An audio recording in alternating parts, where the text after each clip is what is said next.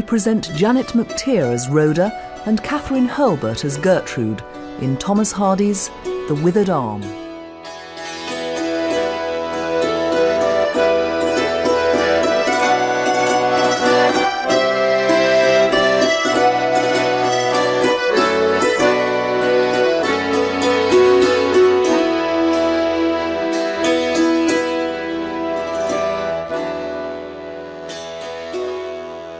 I cannot say for certain when it first started. It were a sly thing. Sometimes there, and then not. At first, I thought it were no more than the noises of the house. Perhaps some twisted shadow made by the fire on the wall. I was not fearful in any way. I was not fearful at the beginning. But then it began creeping into my night time.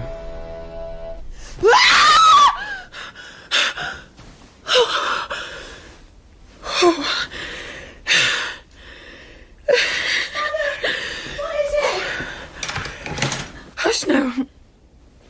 'Tis nothing, child. Go back to your bed before it gets cold. Your mother's had a dream, no more. Will you dream again then? If I go away? Come and keep us both warm then, little lad. Don't mind you keep your cold feet to yourself.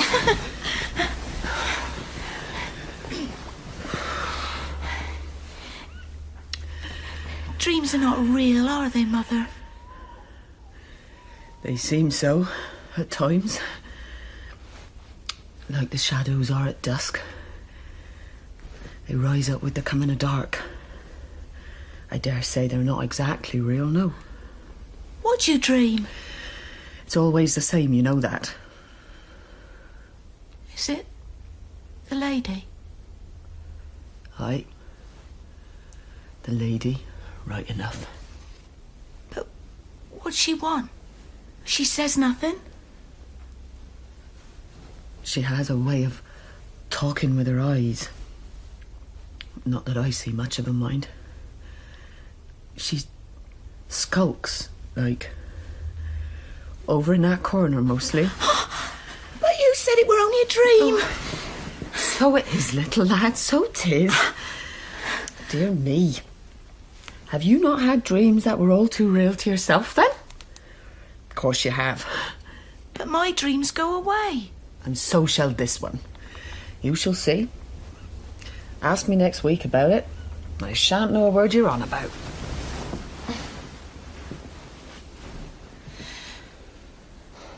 Would there be a dream if my father had stayed with us? Would there? You must not think him a bad man. You must never think that. But he doesn't speak to you. He doesn't come to the house. There is much for him to do. He has another life to live than ours. But everyone's saying he's to marry another lady. Why did he not marry you? He gave me you. 'Twas more than enough, little lad. Now then, back to your own bed.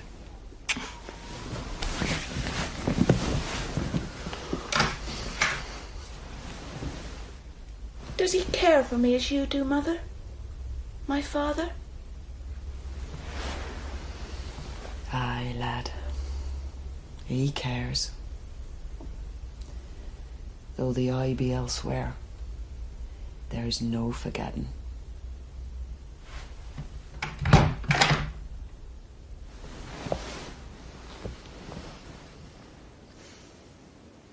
And shall I go along with you, my sweet, pretty fair maid, with your red rosy cheeks and your pearly black hair? No, but you may follow after me, kind sir, she answered unto me. 'Tis rolling in the dew makes the mermaids fair. Suppose you was to have I'm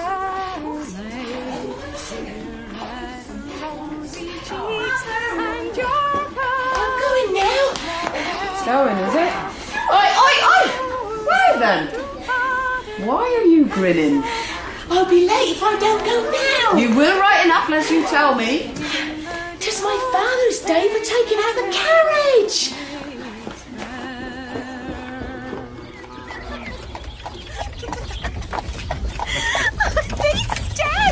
And why should they not? Are you not the prettiest thing ever seen in these parts? They all come out to see the new Mrs. Lodge parade. You are showing me off, husband. Indeed I am. You are something of which a man can be rightly proud. We will be happy together, won't we, Thomas? There is nothing in the whole world to prevent it, sweet Gertrude. And if there were, I should see it off without a second's delay.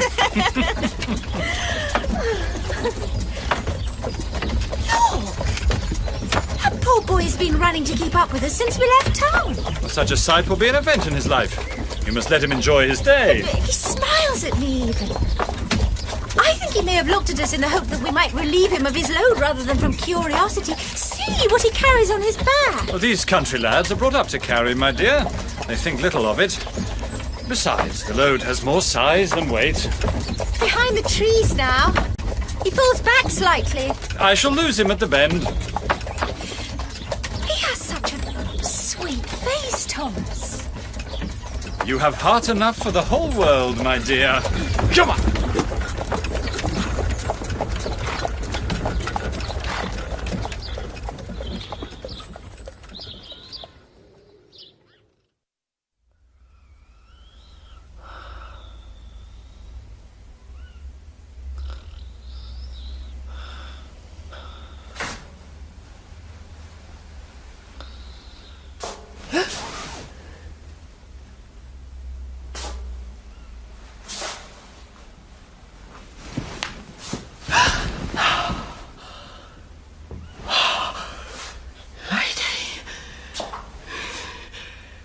So now you leave my dreams, do we?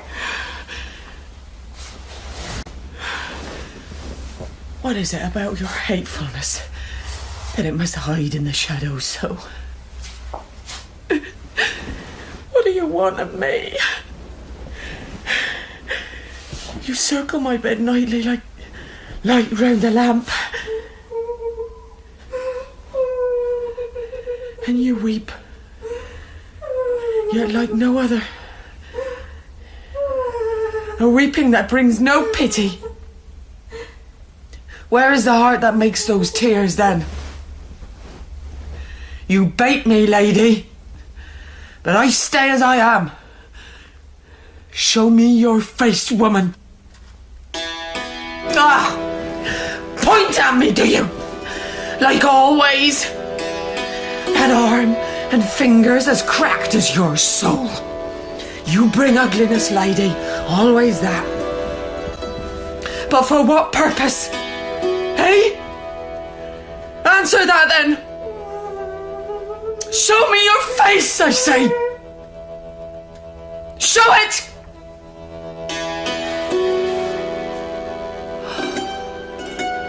Sweet Jesus. You're young.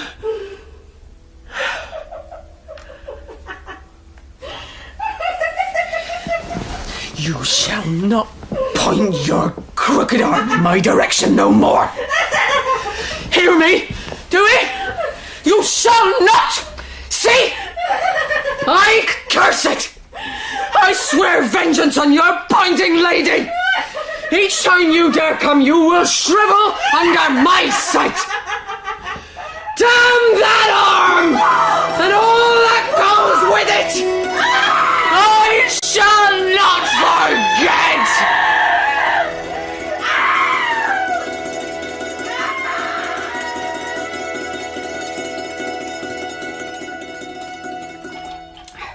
I have every word in my head. I've said so. Say it again. I'm to look if I can see her at the market. You know your father's carriage well now. You've been after it in there. It has the red wheels. And what are you to look for? I'm to see whether the new lady is dark or fair, and if she's tall. As tall as I be. Yeah. Or not, depending. And whether she looks as if she's worked or not in her life. Her hands will tell you that. You know what mine look like. See if hers are the same. Have I remembered it aright then? We must know her kind, that's all. And will that make the dreaming stop? When we know what she looks like? The dreaming is her, lad. 'Tis the why I need to know.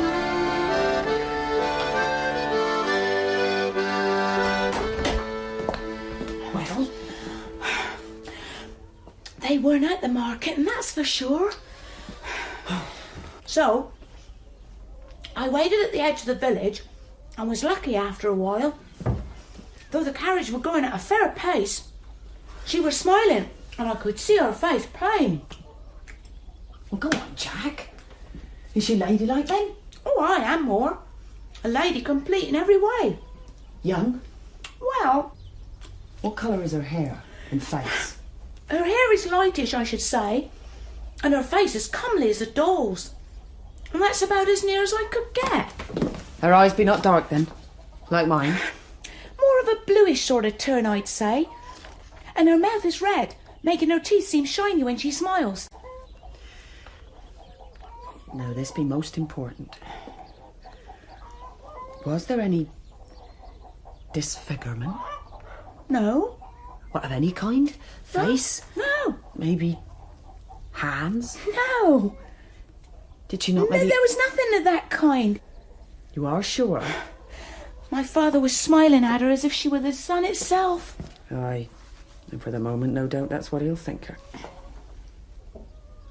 Now listen, Jack. You go to Holmstoke Church tomorrow morning. Now she's sure to be there, being new to the parish. Go early. And notice her walking in, and so get a better look. Watch her hands, an arm. Perhaps there's something you missed. You could well see for yourself. The church ain't too far. I go to see her. I wouldn't think to look up even if she were to pass my window. She were with Mr. Lodge, of course. She were with your father. I said so. They rode in the carriage, same as he do always on a market day. He took no notice of you, lad. None. 'Twere like usual. Aye, like usual. Not tall, but rather short, though very pretty. She wore a white bonnet and a silver-coloured gown. It wooed and whistled so loud when it rubbed against the pews that the lady coloured up and pulled it close to keep it from touching. Everyone were looking at her. Mr. Lodge, well, he seemed very pleased with it all, and his waistcoat stuck out right proper. Her name is Gertrude, so 'tis said. No! You! Stay out of the room, lad. I'm well. Go back to your bed. There's no cause for worry. No, Tommy. Stay in that corner. I will not have you closer. Stay in the shadow where I cannot properly see. I've no wish to know your face again. Stay, I say, no! You shall not, you shall not! Away from me, you fool! Out of my bed! Damn you! Ah! Sweet Jesus Christ! Ah! I need rotting down. Daylight shall not hide thee, my lady! No! Ah! Take your hand from me, or I shall... I'll break your dream and I am saying I don't!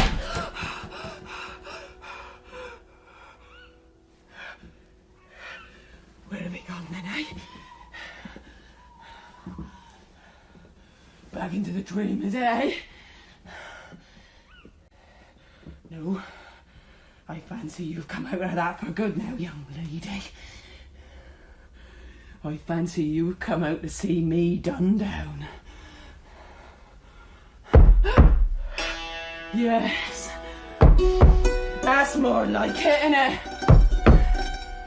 No, you'll not let me be now, not you, my beauty. But I'll have you know, Rhoda will not let you rest neither.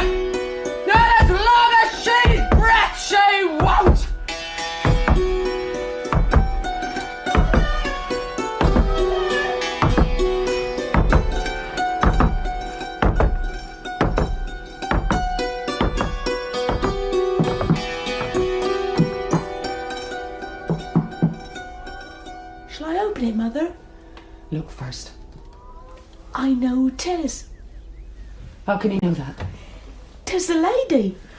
I've seen and spoken to her yesterday. She asked whether I was the boy she always saw carrying wood to market. And how did my boots keep out the wet, being as cracked as they were? So she's come.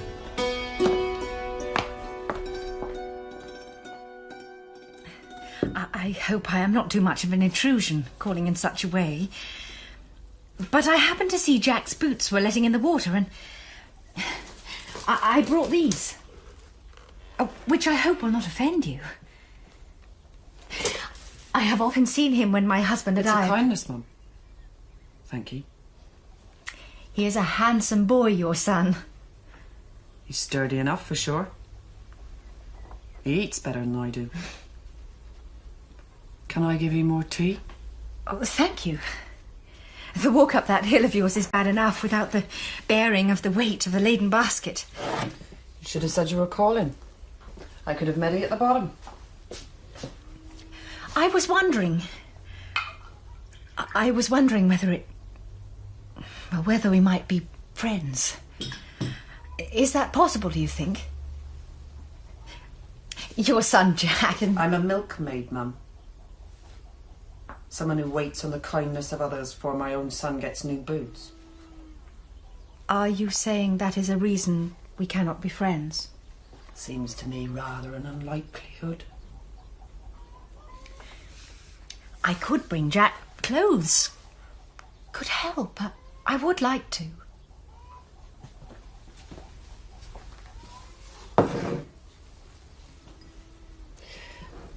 You hold your arm like a log of wood. Is there something that ails you?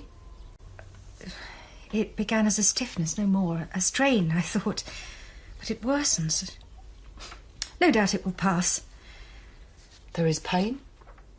At times, yes. Have you not seen a doctor then? My husband insisted on my visiting a surgeon of some repute. I was to bathe it in hot water twice a day, he said, but well, it is no better. Will you let me see it? Oh, there is little to see at the moment. It comes and goes. There, just above the wrist. My husband says it looks like some witch's mark. That's fancy. I wouldn't mind such talk if I were you. Oh, I do not mind for myself. It is a small thing after all, but I feel... Well, it seems to make my husband less fond of me.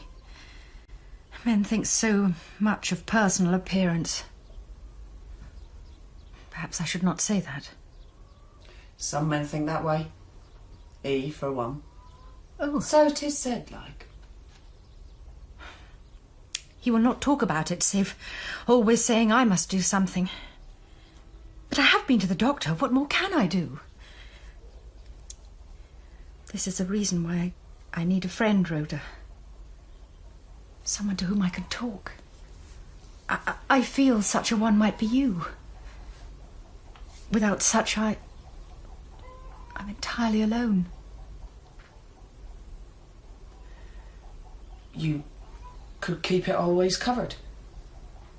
Men don't bother much about what they don't see. I did consider that, but he looks at me so. He will not let me forget. All farmers think that way. They don't like things to go and change on them. Well, I'm not sure it's quite like that. Have it your way. He was always very fond of me at first. You're not telling me any fresh news. How do you mean that? Oh, just men. Farmer men, especially. They look at their women much like their stock. They need a return on their investment. Oh, but it was never that way with us. Well, all I can say is I hope the disfigurement goes soon. When men turn from a woman, they go quickly cold. And no amount of later eating them back up makes much difference in my knowing. You're not very reassuring, Rhoda. Reassuring was never in my nature, Mum. And that's a fact. Will we be friends, then? Is that what you want?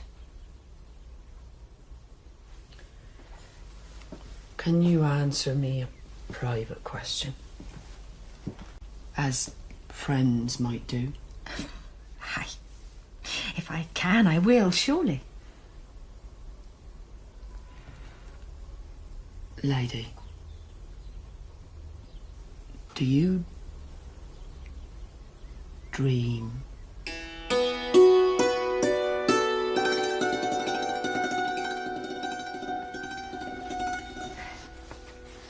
What is it, Thomas? You've not spoken since supper. Is there something troubling you? It is nothing at all. Once you would never let me comb my own hair at night. It was something I you have al- said it is nothing, have I not? What time do you wish us to leave for market tomorrow? I had thought I might travel alone this week. You do not want me to come with you? But we always travel to market together. Well, this time I would go alone. It's no great matter. Thomas, please talk to me. You say things that I no longer understand. You never give me reasons. Only what you shall do and I shall not. There is no knowing the why. The why? So it is the why you seek, my lady? Then tell me the why of this. Why is it that you are the sole wife in the whole county that must comb her hair with one arm only, since the sight of the other offends the very mirror itself? Why that, then? Oh, why do you say such things to me? Another why? Is it not obvious, woman? Is my social disgrace not then apparent to you? Can you point to any other man of our acquaintance whose wife must bind her arm against her side as if it were septic to the rest of her body? Can you answer me that? It's not my fault, Thomas. The Lord knows it is not my fault. And is it mine, then? I ask you, woman, is your withered arm any fault of mine? Is it? Did I marry that arm, perhaps? What would you have me do? Tell me, Thomas, and I will do it. It is only my not knowing how to please you that keeps us apart in this way. I will do anything. I think for the present, it is better if you simply kept from my sight.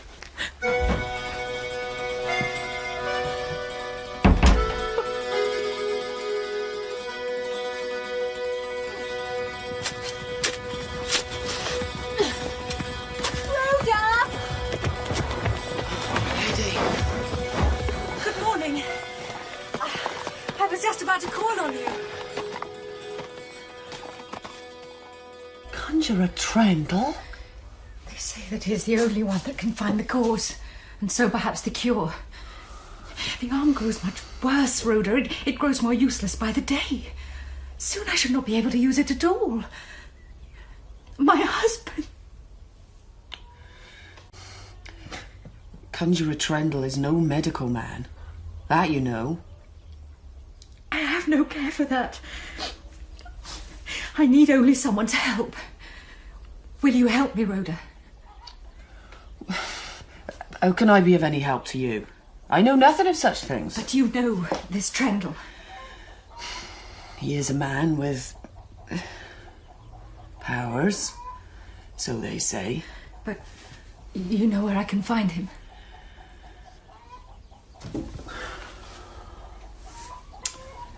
'Tis about 5 mile in the heart of Egdon. Rhoda, will you come with me? Oh, no. My husband must not know, so I cannot go by horse. I would need to walk. Will you, Rhoda? Will you help me? She was begging with her eyes, and all the life in me rose up to put an end to her misery, knowing as I did the kind of treatment she could expect from the man that was her husband. But I feared the conjurer Trendle even more than I feared the unknown in her. He would know. He would find the cause right enough, and he would name it to her. What then? Knowing me then for what I truly was, would she change into what I had seen in some night form? In her days, she knew nothing of what I had to suffer at her hands. Nothing must now come to open that still locked door. Rhoda, please.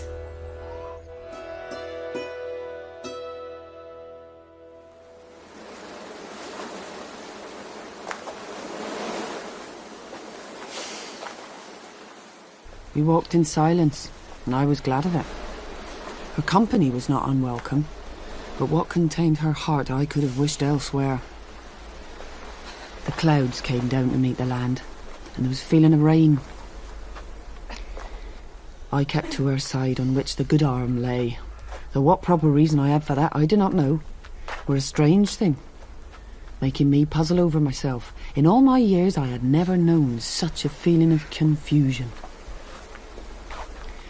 When the rain came, we sheltered a little, the tree above us whispering and cutting at our unshared thoughts like some third person. And then we moved on, and soon the house came into sight.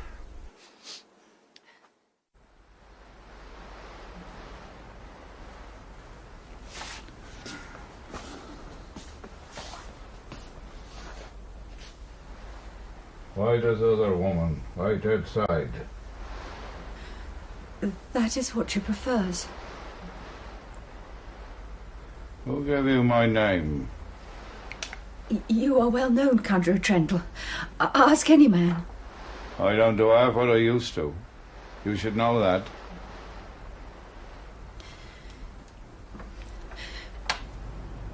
This is why I came.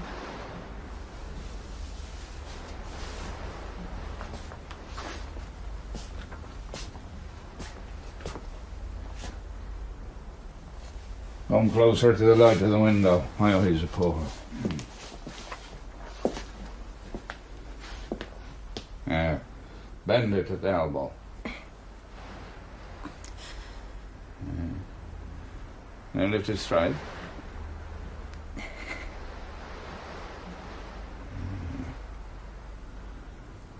Wow. I have to tell you that no amount of medicine will cure that. How can that be true? This is the work of an enemy. An enemy? What enemy? I have no such thing. Well, I suppose known to yourself. I can show the person to him, though I myself shall not know who it be.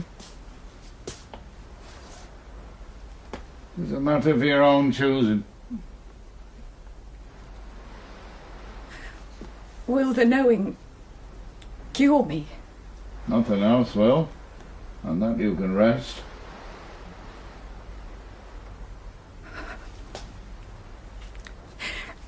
Then I would know.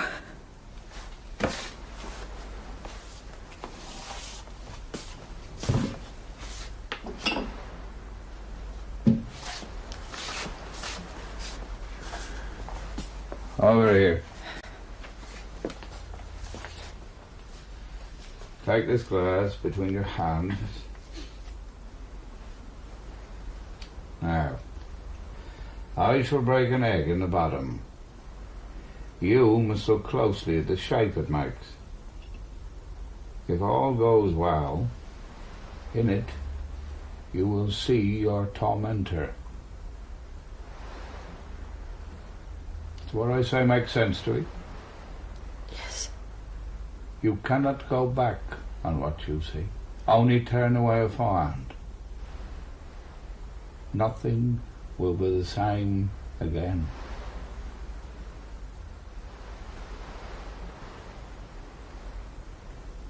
You wish to move I on? have said so. Break the egg, old man, and let's be done with it.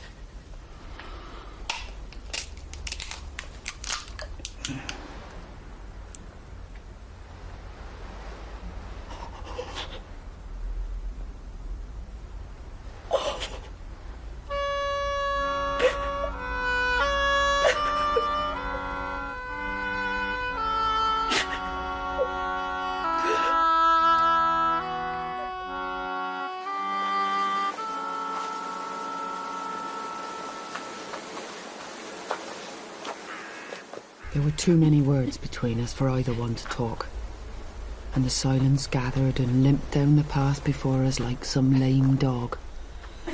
I knew nothing of what she might know, but in my heart felt it might be all.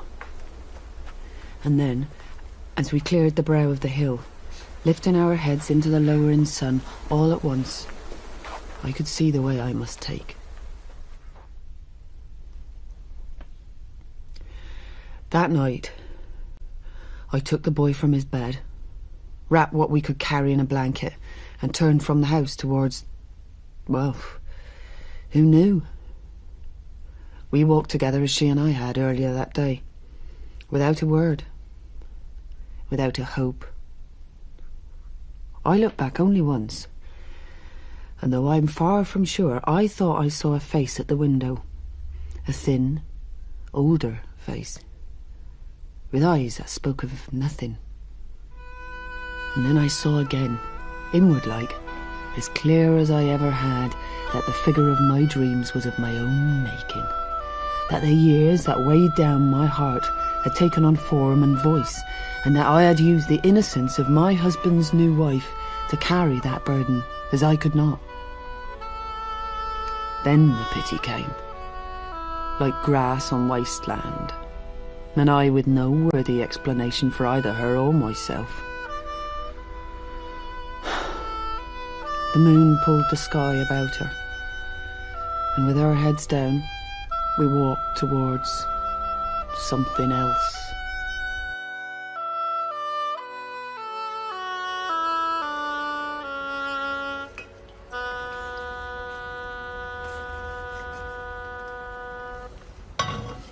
Six years, then.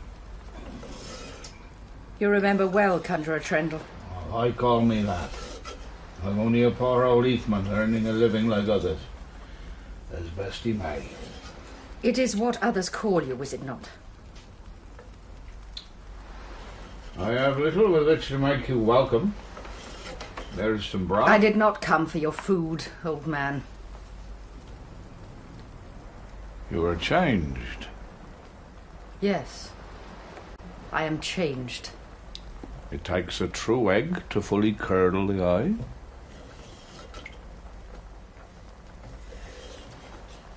I am sorry if I did not show you proper respect. Oh, you were angry with me because you needed me. You see that too. Speak as you will. But I must eat my broth. You see my arm, if that is what it can now be called. Like a twisted branch of some dead tree. It is useless to me and to any other. You have nothing to say. You came here to listen to your own voice, woman. No one else will, it seems. Trendle eats his broth. 6 years of marriage. And only a few short months of love.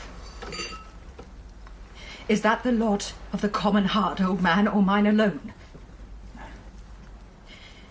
If only I could be again as when he first saw me. I was so... You can cure warts, that I know, then why not this? Bring back my husband to me. For pity's sake! Oh, you think too much of my powers. I am old and weak now. 'Tis too much for me to attempt. Oh, then you should be my only hope. Desperation is no friend of pride, my fine lady. You must understand that what ails you is less of an illness than the nature of a blight. 'Tis a hidden thing and must be cast off strangely. But how? That is what I ask. Well, not so easily. You already know.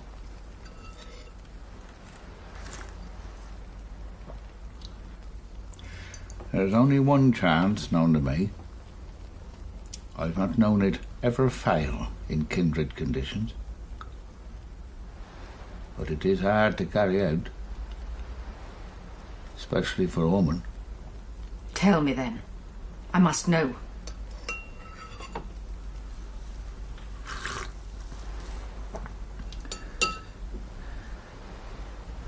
It needs a body. A freshly killed corpse.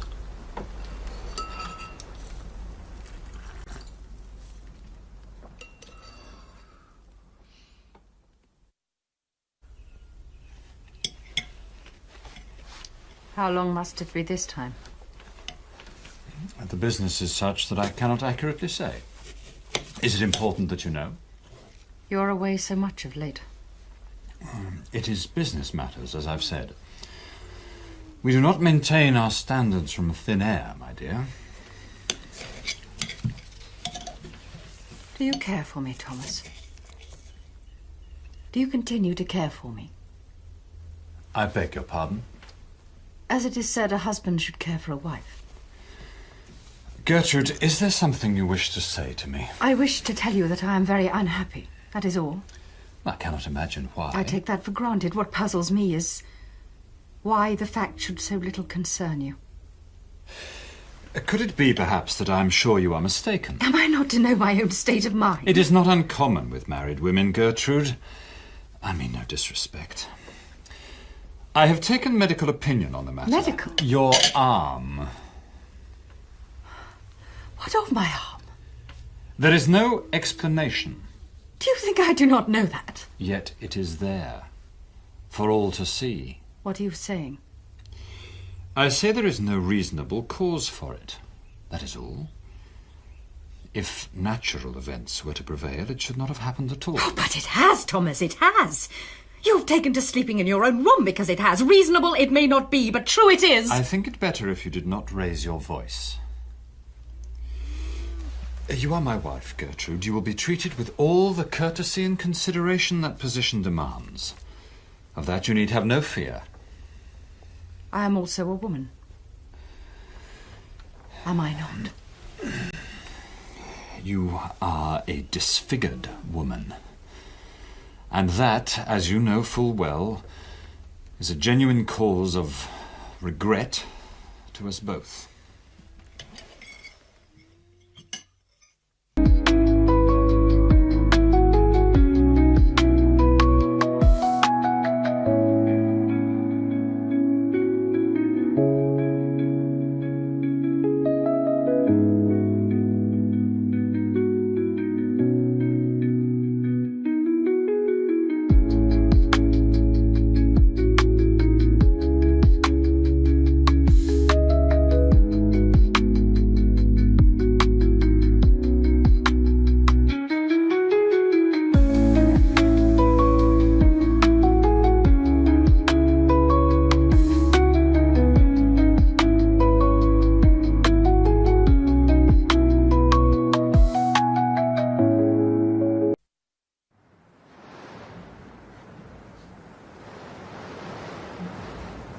I cannot see the necessity for walking. I am not over fond of your house, to be truthful.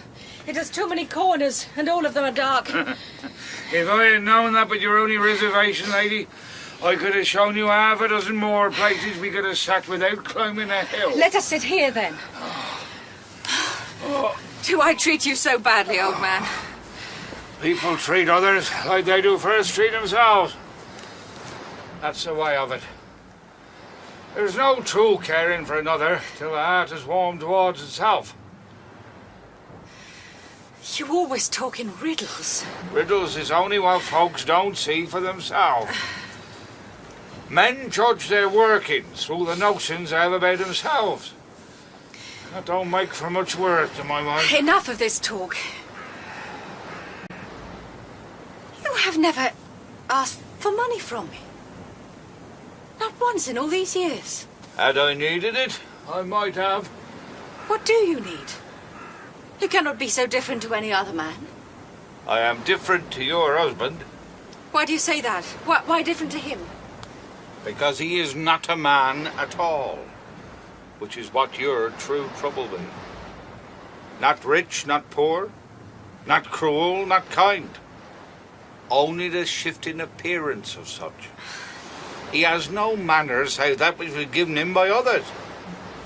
He can never know what to do for what is truly best, since what is best is always out of reach. He was never himself. I do not understand. No more do you. We would not have had to climb this hill together if that were so. My disfigurement repulses him. Why blame him for that? Do you not feel the same towards it? For me, it is different. Oh, how so? Do you not both feel the arm is more the person than the proper worth of what you be? You are wrapped around with each other's guile, lady, and neither with any pity for the other's plight. I have said I do not wish this kind of talk. If you could stay home, you would. You're here because that cannot be. You mentioned a body when we last met. There was need for it to be freshly killed. So you said. You must touch, with the blighted limb, the neck of a man that has been freshly hanged. Before he's cold, just after he's been cut short. But how would I get such a thing? And how could that possibly do good? It will turn the blood. Turn it back to its older way. You must get to the jail where there's a hanging and wait for him when he's brought down from the gallows. Lots have done it, though not many women. The last I sent was over a dozen years ago. It were a skin complaint, if I remember. And they were cured? Oh, I were cured right enough. My husband is away at present. The details are your own. I wish to hear none of them. I have told you the facts. What you do with them is for you alone. Would it be possible, perhaps, if you... No, lady. This is something you have to do for yourself. No one can help you. And now, I must return to my dark corners. I dare say you'll find your own way back. Trendle! Where will I find the nearest place for such things? Look for the hangman at Casterbridge. He is a man suited to your purpose. But take a full purse.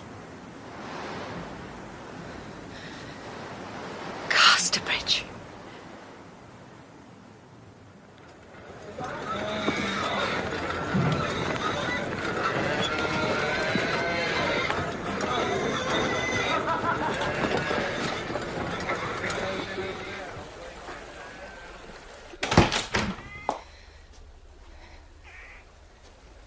I'll not ask why you're here. I've seen such looks on others before. You've come for the hanging. Am I right? They said you were the man I should see. A lady, right enough. Us don't get too many ladies. Though others do come on their behalf, I often suspect. 'Tis common plight, the last resort. I'll not ask you to sit down on account there ain't much space, and the likelihood of what space there is doing probable harm to your finery. Damp is everywhere now that sits on a river, but no fault in that to my mind. 'Tis a saying that calls me both into sleep and back into day, and I'd not live without it. Now, having said that, which is of no account to your good self, I must also say I am an understanding man, lady, and will listen sympathetically. I am here for myself. The best of reasons. The best of reasons. Here now. See, this is the rope I shall use. And feel it sinew, all plaited that be. It does the job, do such rope it do. I sews it by the inch after the event, like, but you can have even a yard if you have a wish. It can work miracles. Some freshly used rope. I have not come for rope. Have you not? Well, then there's not too much else I can offer. 'Tis the seeing of the deed you're after then, that's it.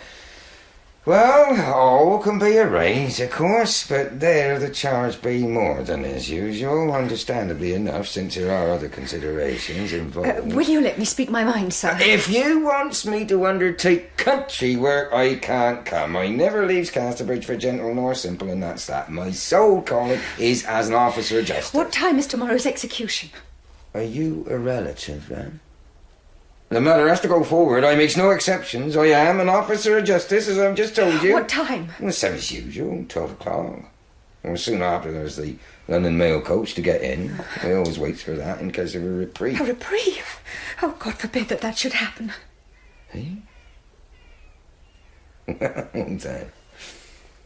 As a matter of fact, I'm not that keen on the idea myself. Business being business, as 'tis said. Yeah, still, if every young lad deserved to be let off, this one do. He just turned 18 and present only by chance when the A-Rick were fired. But they've chosen to make an example of him. There haven't been so much damage of property this way lately. No, he'll swing all right. Though I often thinks justice be a somewhat contrary thing at times. I need to touch him after death. As a charm for an affliction, I was advised... Now I see. Well, I've had such people, of course. It's just that you didn't quite look the sort for a bit of blood turning. You'll not take offence, I know. What's the complaint? That's always an interest of mine. The wrong kind for this, I'll be bound. My arm. Tis all withered looking. Well, that's a class of subject to be sure. I likes the look of that wound. 'Tis as suitable for the cure as ever I seen. Take heart on that account. 'Twas a knowing man that sent thee, whoever he was. You can arrange all that is necessary, then? Well, you should probably have gone to the governor of the jail, of course, with your doctor and delivered to him your name and address. That's the way it used to be done, if I recollect. Still, perhaps you had in mind something more private. Well, I'm not one to pry, but not to seem your situation. You are right, private. Love her not to know, eh? The person in question is my husband. Ah. Well, don't you go worrying. I'll get you a touch of the corpse, all right. Mind there'd be a trifling fee involved in the operation, mainly for expenses. I shall meet all your costs, sir. You have a turn of phrase of which I could grow most fond. Now, to some detail. Where is it now? It? You mean? Well, he's living. Just inside that little window up there in the far wall, you could see it playing if there was no dirt on the glass. And how am I to proceed? 'Tis simple enough. I'll be waiting at a little wicket gate in the wall, though not later than 1 o'clock. You shall find it a little further up this lane. I will open it from the inside, as I shan't be coming home to dinner till he's cut down. There now. That be 1/4 the hour. You take your lead from that clock, lady. I cannot have any lateness for a touching of a corpse.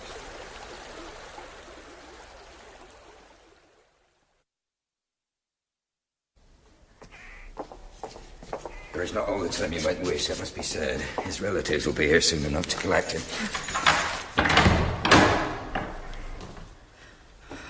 There's his box in the corner. Now, approach him.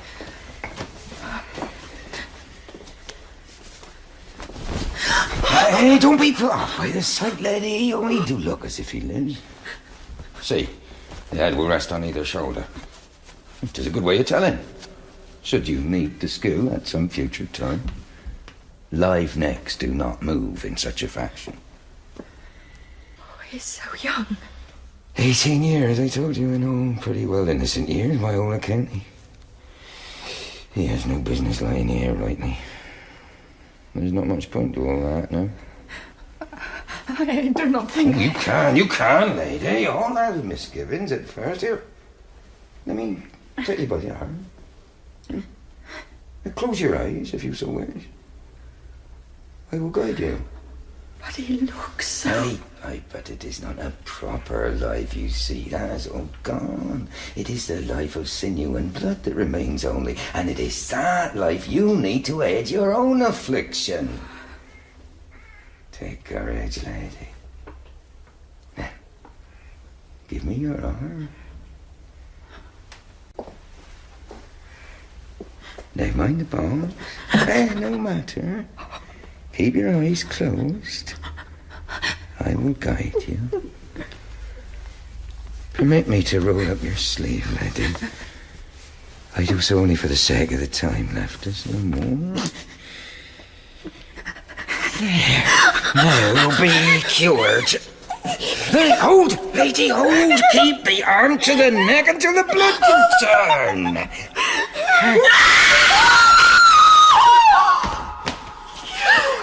What is this?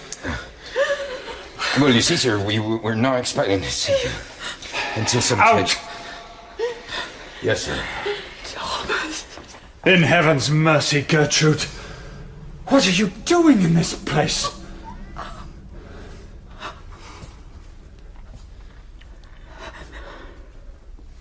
How soft he does look. See what they have done to his poor neck. A neck I could once cut round with my own hands. And his hair.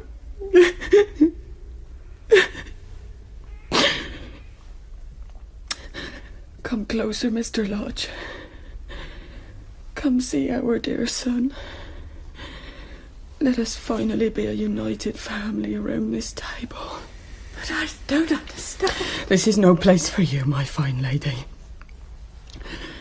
Better you leave now. A father and mother have come to collect their dead son for burial.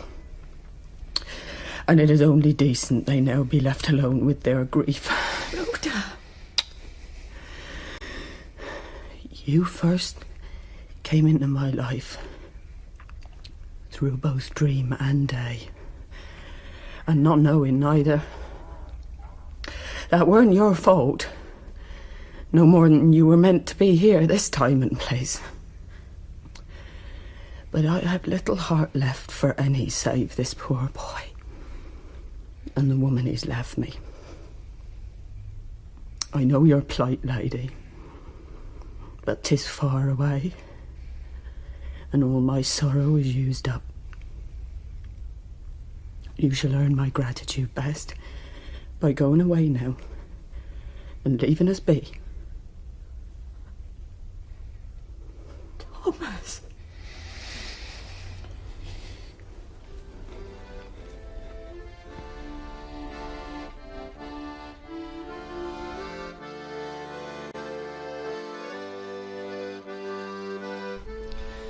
Perhaps we both helped take the life from her, I'd know.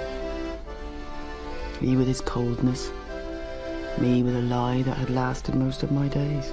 'Tis difficult to know such things. But if the heart be not true, then nothing much else be. It took her 3 days in the dying, and that from nothing that could be said to be the rightful cause.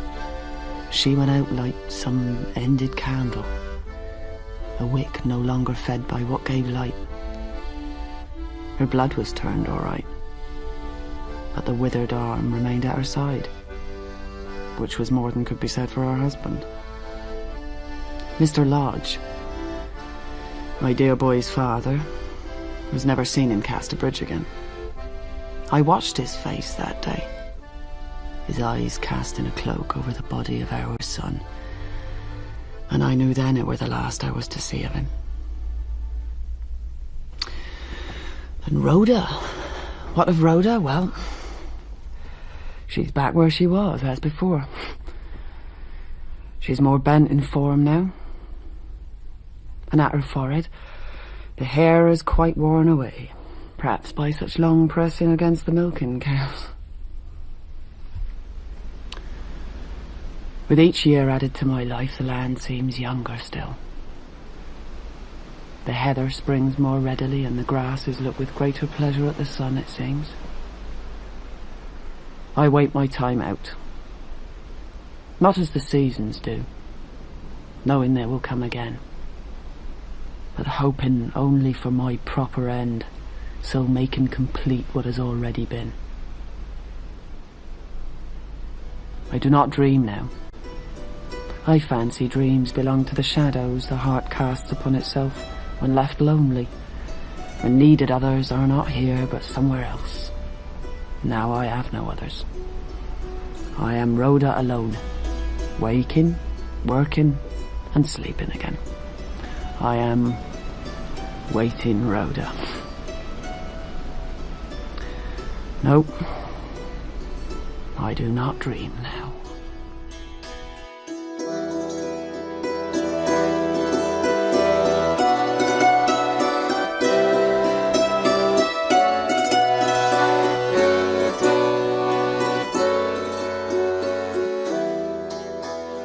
The Withered Arm by Thomas Hardy was dramatised by Colin Hayden Evans. Rhoda was played by Janet McTeer, Gertrude by Catherine Hurlbert, Thomas by Graham Padden, Conjurer Trendle by Roger Hume, Jack by Janet Dale, and The Hangman by Bill Wallace. The music, from traditional sources, was arranged and played by John Kirkpatrick and Sue Harris, and the play was directed at Pebble Mill by Nigel Bryant.